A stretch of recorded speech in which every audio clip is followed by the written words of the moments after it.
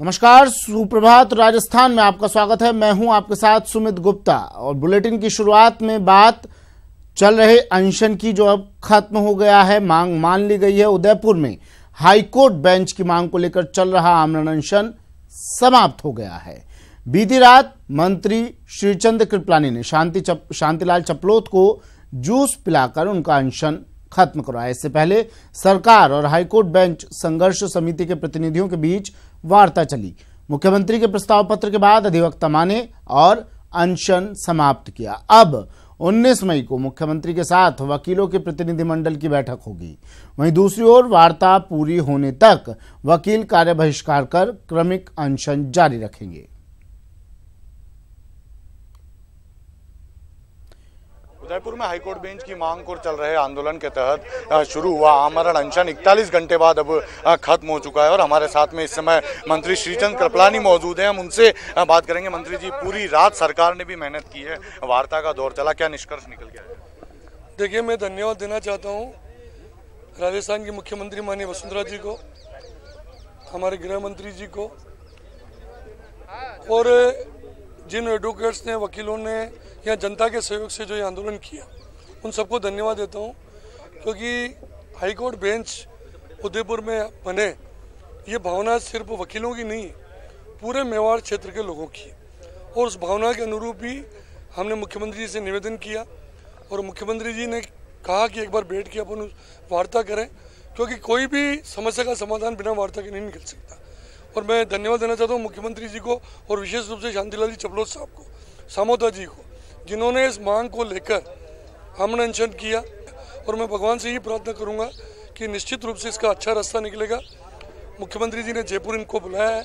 परसों हमारी शाम को जयपुर में बैठक होगी, जिसमें विधि से संबंधित जितने भी अधिकारी, हमारा लॉ मिनिस्टर बनेंगे और मुख्यमंत्री जी की अध्यक्षता में वो बैठक होगी। और मैं समझता हूँ आने वाला जो समय है, ये जो मेवाड़ बांगड़ हाईकोर्ट बेंच संघर्ष समिति बनी है, इनकी जो डिमांड है, उस रास्ते पर हम आगे बढ़ेंगे और हमारी संभावनाएं पूरी होंगी। जी बिल्कुल। देखिए, तो ये थे मंत्री श्रीचंद कृपलानी, जिन्होंने रात को 3 बजे तक बैठकों का दौर चला और रात को 3 बजे करीब 41 घंटे बाद में जो शांतिलाल चपलोत आमरण अनशन पर बैठे थे, उनका अनशन यहाँ पर तोड़वाया गया। एक आश्वासन दिया गया, 19 तारीख को मुख्यमंत्री से मीटिंग कराई जाएगी और उसके बाद में आगे की रणनीति तय की जाएगी। लेकिन तब तक वकील अपने आंदोलन को खत्म नहीं करेंगे। यहाँ पर क्रमिक अनशन का दौर चलेगा। इस समय चेतनपुरी गोस्वामी, जो बार के महासचिव है, वो मौजूद हैं। अगर सरकार से वार्ता 19 तारीख को सफल नहीं होती है, ऐसे में क्या रणनीति होगी? 19 तारीख को हमारी वार्ता सफल नहीं होती तो मैं आज आपके चैनल के माध्यम और सबके सामने घोषणा करता हूं कि 20 तारीख को मैं खुद इस आंदोलन को चलाने के लिए आमरण अनशन में बैठूंगा, जब तक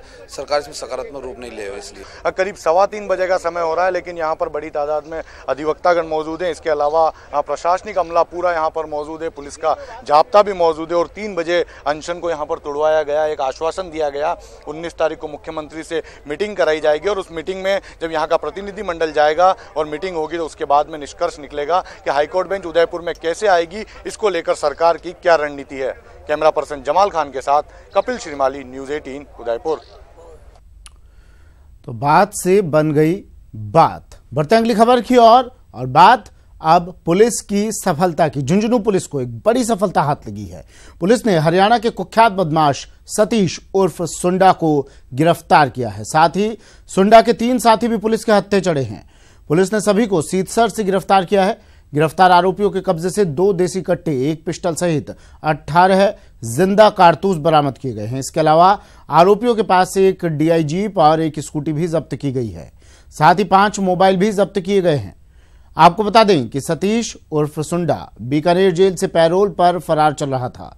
पुलिस ने 2 दिनों में सतीश उर्फ सुंडा के 6 साथियों को दबोचा है। फिलहाल पुलिस सभी आरोपियों से पूछताछ में जुटी है। आरोपियों से पूछताछ में कई वारदातों का खुलासा होने की भी उम्मीद है। मुखबिर से सूचना मिली थी कि करीब 5 बदमाश यहाँ आए हुए हैं और वो बड़ी कोई वारदात करने की फिराक में है।